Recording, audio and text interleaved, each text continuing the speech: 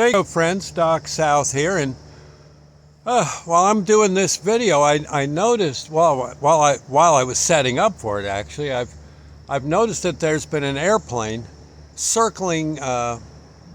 It's flying over our house, heading for the town airport. It's sort of a grass field, and it looks like the fellow must be practicing his approaches and landings, and then takeoffs, and then come around and do it again and again. Evidently, his instructor must be giving him the treatment, shall we say. And I guess I'm almost certain that guy's going to come back around. We'll see. But it's 2 or 3 times now. He's, I guess, done touchdowns and gun it again, and up you go. And it reminded me, not that I've ever done any serious flying. A little bit when I was an air explorer, but not as a pilot. You'd be riding around in an airplane and they'd say, hey Scout, you want to try to fly this thing a little? And next you know, you got the controls, which is pretty wild when you're up a mile or so. a little awe-inspiring. But I was just thinking, it's not much different when you're a teenager and you get your driver's license or your permit, and you got to go through all that rigmarole of learning how to drive a car in traffic, learn all the rules, know what to obey, where to be careful and all that kind of thing, and woo-wee, pretty wild. And I remember oh gosh, this is now at least 500,000 years ago. Oh gosh, long time ago. I got my permit.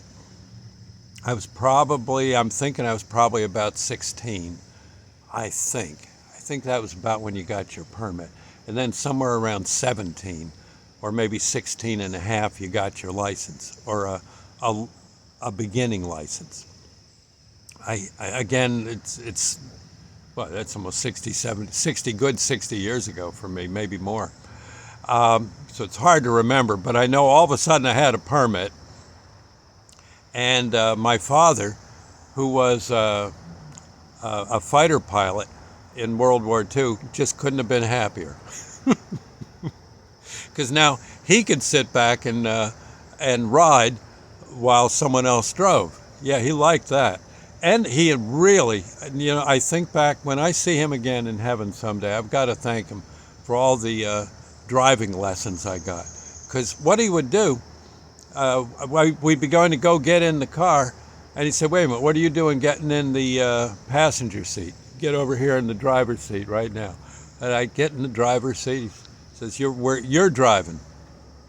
I said, but we're going all the way, we're going to go, Mom's already out north of Pittsburgh in Newcastle, Pennsylvania. We're going to go out to see Mom. He says, yeah. I said, but that's 350 miles. He says, yeah, and you're driving every inch of the way. Come on, in you go. You want a coffee? I said, I think I do. And he says, well, down the street, before we leave town, we'll get you a coffee, and off we go. And he says, that's it. You're driving the whole darn way. If in fact, you've got the map, you've checked the map, right? I said, yeah, I was looking at it earlier. He says, well, keep it with you. If you feel you got to look at it, you pull over carefully, you look at the map, and then you continue on. That's it. And he says, He says, you've checked the map? I said, yes, I got it right here. He says, good, I'm taking a nap. What? You're taking a nap? No. He says, yeah. Why, I trust you. You'll get us there. I said, we might wind up in Boston or something instead of Pittsburgh. He says, then you'll just have to go from Boston to Pittsburgh. He says, the best thing I can say is, you're in charge, you're going to get us there. That's it. We'll stop, if we have to hit the restrooms, you'll pull in for them. And when we get a little hungry, maybe somewhere around Harrisburg, we'll stop for some burgers or a hot dog or something. But other than that, pal, that's all. And I'll tell you, I think it was a 54 Chevy. I think it was a 54 Chevy. My father got secondhand. And that's how. Oh, and it was a shifter. Yeah, you had to use the clutch and everything. Oh, yeah. And it was, it was hair raising. I'll tell you, I was like that the whole way. Well, not the whole way. Eventually, I actually kind of got the knack of it. Bless my father's heart, doggone it. He knew. Sooner or later, I'd get the swing of things. And, gee, I know, I think we're out on the turnpike. I know he woke up or something. He saw we were on the Pennsylvania Turnpike heading west. He says, we are heading west, right? I said, yeah, we're heading west. He says, how come you're on the turnpike? What's the speed limit? I said, it looks like it's 65, 60 maybe, 60 I think. He says, okay. He says, first off, you shouldn't think, you should know. I said, well, it's 60. It's 60. He says, how come you're doing 40?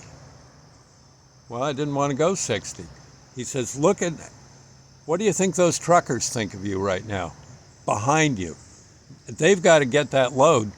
Whatever's in the back of their truck, they got to get it somewhere. And there you are, blocking the doggone highway. I said, yeah. He says, so get it up to 65. 65? He said, I'm wrong. I shouldn't have said 65. 70. Get it up to 70. But I'll get a ticket. Nah, you won't get any ticket. He said, don't worry about it. I'll take care of it. And they're doing 70 with all these doggone tractor trailers all around me. Oh, my God. And then cars going by me even faster than 70. Oh, my heavens. He says, look at that guy doing 90. He must be doing at least 90, don't you think? I said, yeah, I think. Probably. Catch up to him. What? Off we go. I don't know. It was pretty wild. That was one very interesting driving lesson. I think it was 350 miles from point A to point B, and a white knuckle ride for me. But on the way home, I was much calmer. I had to drive all the way back home too. Mom wasn't too happy about that, but I guess she knew. My father must have spoke to her, and even though it was a little nerve-wracking for good old Mom, it was a good idea for me to get as much driving time in as possible. And when I got to the driver's test to get my actual license, not my learner's permit, went right through. Yep. Luckily, I don't think at least back then, maybe now you do, but I don't think I had to go out on the highway with the guy who passes you or flunks you. I think it was just like an obstacle course kind of thing. Maybe not. I may have had to go out on the road with him too. And if so, I think that bugger got me up to a relatively high speed too.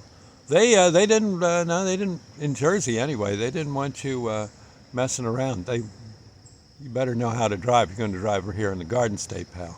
And that's it. There's too many turnpikes and not enough hospitals. So okay. And later when I drove ambulance and all, it made things. It did. I don't know. It just seemed to help. It helped to have had all that learning. I don't know. You do got to be careful though when you're learning to drive. It's good to take it easy at first and then eventually go out for those white knuckle test runs, shall we say. And again, Doc South signing off. Just make sure you use your signals, pump your brakes, and now and then when no one's looking, off you go. better to do that at the stock car race. But barring that, I'll see you later. God bless. Bye now. And my father, oh my gosh, what a great guy. Really, him and Mom, I couldn't have asked for two better parents. My father taught me to drive, Mom taught me to cook. And in both cases, excellent teachers. I'll see you later. Bye now. Oh, well, I should say this. Don't get my father to teach you to cook. Don't get Mom to teach you to drive. Okay, better way to put it. But vice versa around, yeah, you couldn't ask for better. I'll see you later. Bye now. God bless.